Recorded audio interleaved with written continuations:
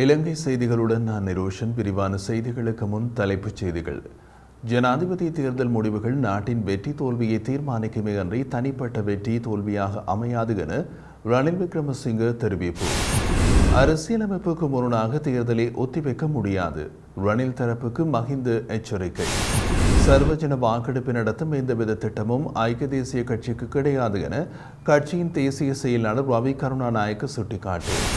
ராஜபக்சம் குடும்பம் இல்லாத புதிய அரசியல் கூட்டணி. முக்கிய அரசியல் பிரமுகர்களின் ரகசிய கலந்துரையாடல் தொடர்பில் வெளியாகியுள்ள தகவல். தொடர்வது விரிவான செய்திகள். இலங்கைக்கான விரிவாக்கப்பட்ட நிதி வசதியின் கீழான சர்வதேச நாணய நிதியத்தின் 2வது மதிப்பாய்வு கூட்டத்தில் இலங்கைக்கு சாதகமான பலன் கிடைக்கப்பெறும் என நிதி ராஜாங்க அமைச்சர் செஹான் சேமசிங்க நம்பிக்கை வெளியிட்டுள்ளார். தமது எக்ஸ் தளத்தில் இந்த தகவலை பதிவிட்டுள்ள அவர், இந்த விடயத்தில் சர்வதேச நாடுகள் இலங்கைக்கான ஆதரவை வழங்கும் என்றும் குறிப்பிட்டுள்ளார். இலங்கைக்கான விரிவாக்கப்பட்ட நிதி வசதியின் கீழான சர்வதேச நாணய நிதியத்தின் 2வது மதிப்பாய்வு கூட்டம் இன்று இடம்பெறுகிறது. இதன்போது இலங்கைக்கான விரிவாக்கப்பட்ட நிதி வசதியின் கீழான 3ஆம் தவணையை விடுவிப்பது தொடர்பில் தீர்மானம் எடுக்கப்படுகிறது. எதிர்வரும் ஜனாதிபதி தேர்தல் முடிவுகள் நாட்டின் வெற்றி தோல்வியை தீர்மானிக்குமே அன்றி தனிப்பட்ட வெற்றி தோல்வியாக அமையாது என ஜனாதிபதி ரணில் விக்ரமசிங்க தெரிவித்தார். பொருளாதார சீர்திருத்த துறைசார் மேற்பார்வை குழுவில் கலந்து கொள்ளும் இளைஞர் பிரதிநிதிகளோடு பத்ரமுலவில் நடைபெற்ற கொள்கை சீர்திருத்தம் தொடர்பான கருத்தாடலில் ஜனாதிபதி இவ்வாறு தெரிவித்தார். அதன்படி முன்னாள் ஜனாதிபதியின் செயலாளர் உதய செனவரத்னவின் தலைமையில் இந்த குழு நியமிக்கப்பட்டுள்ளது. அத்துடன் ஜனாதிபதியின் மேலதிக செயலாளர் GL வெர்னன் பெரேரா குழுவின் செயற்பாட்டலாக செயற்படுவார். மேலும் அரசு சேவையில் உள்ள பல்வேறு சேவை பிரிவுகளுக்கு இடையில் நிலவும் சம்பள முரண்பாடுகள் குறித்து உரிய கவனம் செலுத்தி 2025ஆம் ஆண்டுக்கான வரவு செலவு திட்டத்தில் நடவடிக்கைகளை மேற்கொள்ளும் வகையில் அரசு சேவையின் அனைத்து துறைகளிலும் உள்ள சம்பளம் மற்றும் ஏனைய கொடுப்பனவுகளை மீளாய்வு செய்து திருத்தங்கள் தொடர்பான பரிந்துரைகளை நிபுணர் குழு சமர்ப்பிக்கும் என்றும் அறிவிக்கப்பட்டுள்ளது. மக்களின் உரிமையை பறிப்பதற்கு இடமளிக்க முடியாது என கொழும்பு பேராயர் கர்தினால் மெல்கம் ரஞ்சித் ஆண்டகை தெரிவித்தார். கொழும்பில் நடைபெற்ற நூல் வெளியீட்டு விழா நிகழ்வொன்றில் இந்த கருத்துக்களை வெளியிட்டுள்ளதுடன் நாட்டில் அரசியல் சாசனத்திற்கு அமைவாக ஜனாதிபதியின் பதவிக்காலம் பூர்த்தியாவதுடன் தேர்தல் நடத்தப்பட வேண்டும் என்றும் குறிப்பிட்டுள்ளார். ஜனாதிபதியின் 5ஆண்டு பதவிக்காலத்தின் பின்னர் தேர்தல் நடத்தப்படுவது மக்களின் உரிமைகளில் ஒன்று என்றும் அவர் சுட்டிக்காட்டியிருந்தார். இந்த உரிமையினை தட்டி பறிப்பதற்கு அவருக்கும் இடமளிக்க முடியாது எனவும் சிலர் தங்களது ஆட்சி அதிகாரத்தை மேலும் சில ஆண்டுகளுக்கு நீடித்துக் கொள்ள மறைமுக முயற்சிகளை மேற்கொண்டு வருவதாகவும் பொது வாக்கெடுப்பு நடத்தும் சாத்தியம் குறித்து ஆராயப்படுவதாகவும் தெரிவித்தார். எனினும் அவ்வாறான முயற்சிகளுக்கு இடமளிக்க கூடாது எனவும் நாட்டு மக்களின் ஜனநாயக உரிமைகளை உறுதி செய்ய நடவடிக்கை எடுக்கப்பட வேண்டும் என்றும் குறிப்பிட்டுள்ளார். சுயாதீனமான முறையில் தேர்தல்களை நடத்தி தலைவர்களை தேர்வு செய்வதற்கு சந்தர்ப்பம் வழங்கப்பட வேண்டும் என்றும் அவர் வலியுறுத்தியிருந்தார். அரசியலமைப்புக்கு முரணாக தேர்தலை ஒத்திவைக்க முடியாது எனவும் அவ்வாறான செயலை செய்தால் அது ஐக்கிய தேசிய கட்சியின் முட்டாள்தனமான முடிவு எனவும் முன்னாள் ஜனாதிபதி மஹிந்த ராஜபக்ச குறிப்பிட்டார்.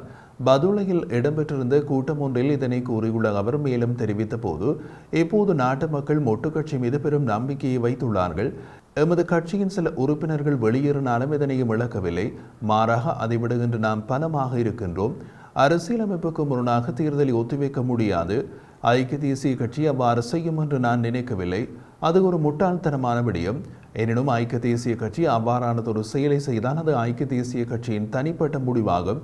ஜனாதிபதி வேட்பாளர் குறித்து நாங்கள் எதுவும் கூற மாட்டோம். சரியான நேரத்தில் சொல்வோம். மொட்டுவின் வெற்றிக்காக மக்கள் காத்திருக்கிறார்கள் என்றும் குறிப்பிட்டிருந்தார். கொழும்பு தேசிய வைத்தியசாலையில் 500 வைத்தியர்களுக்கும் மற்றும் 400 தாதியர்களுக்கும் பற்றாக்குறை நிலவுவதாக வைத்தியசாலையின் பிரதிபலிப்பாளர் வைத்தியர் ருக்ஷான் பெலன தெரிவித்துள்ளார். கொழும்பு தேசிய வைத்தியசாலையில் 1700 வைத்தியர்கள் பணிபுரிந்தாலும் மேலும் 500 வைத்தியர்களுக்கு பற்றாக்குறை ஏற்பட்டுள்ளதாகவும் 3300 தாதியர்கள் பணிபுரிந்தாலும் மேலும் 400 பேருக்கு பற்றாக்குறை நிலவுவதாகவும் பிரதிபலிப்பாளர் தெரிவித்திருந்தார். தேசிய வைத்தியசாலையில் வெளிநோயாளர் பிரிவு, இருதய நோய் பிரிவு, நரம்பியல் பிரிவு, அவசர சிகிச்சை பிரிவு போன்றவற்றுக்கு வைத்தியர் பற்றாக்குறை அதிகளவில் பாதிப்பை ஏற்படுத்தியுள்ளதாகவும் தெரிய வருகிறது. கொழும்பு தேசிய வைத்தியசாலையின் வெளிநோயாளர் பிரிவுக்கு நாளாந்தம் 2500 நோயாளர்கள் சிகிச்சை பெற வருகை தந்தாலும் குறித்த பிரிவில் 30 வைத்தியர்கள் மாத்திரமே உள்ளதாகவும் ருக்ஷான் பெலன சுட்டிக்காட்டினார். ஒரு நோயாளரை பரிசோதனை செய்வதற்காக சாதாரணமாக 20 நிமிடங்கள் எடுத்துக்கொள்ள வேண்டும் என்ற நிபந்தனை இருந்தாலும் கூட அவ்வாறு செயற்படின் 6 மணித்தியாலத்தினுள் வைத்தியர் ஒருவருக்கு 18 நோயாளர்களை மாத்திரமே பரிசோதிக்க முடியும் எனவும் அவர் எடுத்து காட்டினார். இலங்கையின் 4000 வைத்தியர்களும் தேசிய வைத்தியசாலையில் 400 தாதியர்களும் 2022 ஏற்பட்ட பொருளாதார நெருக்கடியின் பின்னர் நாட்டை விட்டு வெளியேறியுள்ளார்கள். பற்றாக்குறையாக உள்ள இடங்களுக்கு ஆட்சேர்ப்பு செய்யாமையினால் சுகாதாரத்துறையில் மேலும் நெருக்கடிகள் அதிகரிக்கும் என்று தேசிய வைத்தியசாலையின் பிரதிபலிப்பாளர் வைத்தியர் ருக்ஷான் பெல்லன எச்சரிக்கை விடுத்துள்ளார். தேர்தல்களை ஒத்திவைப்பதற்காக சர்வஜன வாக்கெடுப்பை நடத்தும் எவ்வித திட்டமும் ஐக்கிய தேசிய கட்சிக்கு கிடையாது என்று அதன் தேசிய செயலாளர் முன்னாள் அமைச்சர் ரவி கருணாநாயக்க தெரிவித்தார். ஜனாதிபதி தேர்தல் உரிய காலத்தில் நடத்தப்படும் எனவும் சுயாதீன பொது வேட்பாளராக ரணில் விக்ரமசிங்கே களமிறங்குவார் என்றும் அவர் தெரிவித்தார். இது தொடர்பில் அவர் மேலும் தெரிவிக்கையில், ரணில் விக்ரமசிங்கவுக்கு அனைத்து கட்சிகளினது ஆதரவும் நாட்டை மீட்கக்கூடிய அனுபவமும் அவருக்குத்தான் உள்ளது. ரணிலின் தலைமைத்துவத்தின் முக்கியத்துவத்தை நாட்டு மக்களும் உணர்ந்துள்ளார்கள். சர்வஜன வாக்கெடுப்பு நடத்துவதற்கு எவ்வித திட்டமும் இல்லை. அது தொடர்பில் தனிப்பட்ட கருத்துக்கள் முன்வைக்கப்பட்டாலும் தேர்தல் நடத்தப்பட வேண்டும் என்பதே அனைத்து கட்சிகளது நிலைப்பாடாகும் என்றும் தெரிவித்தார். இதேவேளை ஜனாதிபதி ரணில் விக்ரமசிங்கவுக்கும் தமது அணிக்கும் இடையில் எவ்வித டீலும் கிடையாது என தேசிய மக்கள் சக்தி தெரிவித்துள்ளது. ரணிலும் தேசிய மக்கள் சக்தியினருக்கும் இடையில் அரசியல் டீல் இருப்பதாகவும் அந்த கட்சியினர் சிவப்பு ஜானைகள் எனவும் ஐக்கிய மக்கள் சக்தியால் குற்றச்சாட்டு முன்வைக்கப்பட்டுள்ள நிலையில் அந்த குற்றச்சாட்டை தேசிய மக்கள் சக்தி நிராகரித்துள்ளது. தேசிய மக்கள் சக்திக்கு மக்களுடன் மட்டுமே டீல் உள்ளது. ஜனாதிபதியுடன் யாருக்கு டீல் உள்ளது என்பது விரைவில் தெரிய வரும் என்றும் தேசிய மக்கள் சக்தியின் ஊடக பிரிவு குறிப்பிட்டுள்ளது. எதிர்வரும் தேர்தலில் ஜனாதிபதிக்கு ஆதரவளிக்கும் வகையில் ராஜபக்ச குடும்ப அரசியல் இல்லாத ஒரு புதிய அரசியல் கூட்டணியை உருவாக்குவது தொடர்பில் கடந்த 9ஆம் தேதி அரசாங்க எதிர்க்கட்சி மற்றும் அரசியல் கட்சிகளுக்கு இடையில் விசேட கலந்துரையாடல் ஒன்று கொழும்பில் இடம்பெற்றுள்ளது. ஸ்ரீலங்கா பொதுஜன பெரமுன, ஸ்ரீலங்கா சுதந்திர கட்சி மற்றும் சமகிஜன பலவேக ஆகிய கட்சிகளை பிரதிநிதித்துவப்படுத்தும் நாடாளுமன்ற உறுப்பினர்கள் பலர் இந்த கலந்துரையாடலில் கலந்து கொண்டுள்ளார்கள். இந்த கூட்டமைப்பை உருவாக்குவது தொடர்பாக நாடாளுமன்ற உறுப்பினர்கள் குழு ஒன்று ஜனாதிபதியை சந்தித்து கலந்துரையாடல் ஒன்றை நடத்தியுள்ளனர். வேலையில்லா திண்டாட்டத்தை குறைக்கும் அரசியல் மற்றும் ஊழலற்ற அரசாங்கத்தை உருவாக்குவதற்கு ஜனாதிபதி வேட்பாளராக போட்டியிடும் தற்போதைய ஜனாதிபதி ரணில் விக்ரமசிங்கவுடன் 2 ஒப்பந்தங்களில் கைச்சாத்திடுவதற்கு தீர்மானிக்கப்பட்டுள்ளதாகவும் தெரிவிக்கப்படுகிறது. ராஜபக்ச குடும்பத்தினர் இல்லாத கூட்டணியை உருவாக்க ஸ்ரீலங்கா பொதுஜன பெரமுனவை பிரதிநிதித்துவப்படுத்தும் 60க்கும் மேற்பட்ட நாடாளுமன்ற உறுப்பினர்கள் இணைய உள்ளதாகவும் விவாதத்தில் கலந்து கொண்ட முக்கிய நாடாளுமன்ற உறுப்பினர் ஒருவர் குறிப்பிட்டுள்ளார். புதிய கூட்டணியில் அரசியல் அமைப்பை உருவாக்குவதற்காக இங்கு 3 அரசியல் தலைவர்கள் நியமிக்கப்பட்டுள்ளதுடன் அரசியலமைப்பு ஒரு வாரத்திற்குள் தயாரிக்கப்பட உள்ளதாகவும் கிசுகிசுக்கப்படுகிறது. அதன்பின் அரசியல் கட்சிகளோடு ஒப்பந்தங்கள் கையெழுத்தாகும் என்று எதிர்பார்க்கப்படுகின்றமையும் குறிப்பிடத்தக்கது. கனரக வாகனங்களை இறக்குமதி செய்வதற்கு அரசாங்கம் அனுமதி அளித்துள்ளதாக வெளியாகியுள்ள செய்திகள் பொய்யானவை எனவும் வாகனங்களை இறக்குமதி செய்வது தொடர்பில் அரசாங்கம் தொடர்ந்தும் பரிசீலித்து வருவதாகவும் நிதி ராஜாங்க அமைச்சர் ரஞ்சித் சியம்பலாப்பட்டிய தெரிவித்தார்.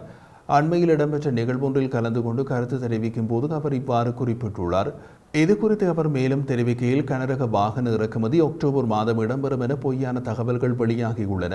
வாகனங்களை இறக்குமதி செய்யும் திகதியை அரசாங்கம் இதுவரை அறிவிக்கவில்லை. மேலும் வாகன இறக்குமதிகளை மேற்கொள்வது சாத்தியமா என்பது குறித்து அரசாங்கம் ஆலோசித்து வருகிறது என்றும் ராஜாங்க அமைச்சர் ரஞ்சித் சியம்பலாப்பட்டிய மேலும் தெரிவித்துள்ளார். சிங்கள பௌத்த தலைமைகள் வெறியாட்டம் ஆடிக்கொண்டிருப்பதற்கான பதிலடி இறுதியிலே தமிழீழம் இனப்பிரச்சினைதான் என்றால் அதை எவராலும் தடுக்க முடியாது என வடமாகாண சபையின் முன்னாள் உறுப்பினர் MK சிவாஜிலிங்கம் குறிப்பிட்டுள்ளார். யாழ்ப்பாணத்தில் இடம்பெற்ற ஊடக சந்திப்பின் போது அவர் இதனை தெரிவித்திருந்தார். அவர் மேலும் தெரிவித்த போது, தமிழர்களுக்கு தனி நாடு அமைத்துக் கொடுக்கப்பட வேண்டும் என்ற கருத்தை மதுரை ஆதீனம் வெளியிட்டுள்ள கருத்தானது உண்மையில் நல்ல கருத்து. ஏனென்றால் நாங்கள் இலங்கைக்குள் ஒரு தீர்வினை எதிர்பார்க்க முடியாது என்றால் ஆதீனம் அதை வலியுறுத்தட்டும். இந்தியாவிற்கும் பூகோள நலன் சார்ந்த அரசியலில் ஒரு தேவை வருகிறது என்றால் இந்தியா உள்ளிட்ட 4 நாடுகள் சேர்ந்தது குவாட் அமைப்பு. அதாவது ஆஸ்திரேலியா, அமெரிக்கா, ஜப்பான் மற்றும் இந்தியா உட்பட 4 நாடுகள் சேர்ந்து பொதுமக்கள் வாக்கெடுப்பை நடத்தினால் அந்த வாக்கெடுப்பு எங்கே சென்று முடியும் என்பது எல்லோருக்கும் தெரியும். இந்த வாக்கெடுப்பில் புலம்பெயர்ந்த தமிழர்களும் அந்தந்த நாடுகளில் இதற்கு வாக்களித்தால் அந்த தேர்தல் முடிவுகள் எவ்வாறு அமையும் என்பது சகலருக்கும் தெரியும். ஆகவே இன்று இலங்கையின் சிங்கள பௌத்த தலைமைகள் வெறியாட்டம் ஆடிக்கொண்டிருப்பதற்கான பதிலடி இறுதியிலேயே தமிழீழம் தான் என்றால் அதை எவராலும் தடுக்க முடியாது என்று அவர் தெரிவித்தார். தற்போதைய ஜனாதிபதி சுயாதீனமாகவோ அல்லது வேறு தரப்பினருடன் இணைந்து ஜனாதிபதி தேர்தலில் வெற்றி பெற முடியாது என முன்னாள் நாடாளுமன்ற உறுப்பினர் அஜித் பி பெரேரா தெரிவித்துள்ளார். சமகால அரசியல் குறித்து கருத்து தெரிவித்த போது அவர் இதனை தெரிவித்திருந்தார். அவர் மேலும் தெரிவிக்கையில் ரணில் விக்ரமசிங்கவை இந்த நாட்டு மக்கள் நன்கு அறிந்து வைத்துள்ளார்கள். லிமான் லாங்சா, ரவி கருணாநாயக்க, வஜ்ர அபேவர்தன போன்றவர்களே ஜனாதிபதிக்கு தற்போது ஆதரவாக உள்ளனர். ஆனால் அவர்களிடம் இந்த நாட்டை கட்டியெழுப்பதற்கான கொள்கை திட்டங்கள் எதுவும் கிடையாது. ரணில் விக்ரமசிங்க ஆதரவாளர்கள் என்று கூறிக்கொள்பவர்கள் இந்த நாடு வீழ்ச்சி பாதைக்கு செல்வதற்கு வழிவகுத்தவர்கள் என்பதையும் அனைவரும் அறிவார்கள் என்று அஜித் பி பெரேரா மேலும் தெரிவித்தார்.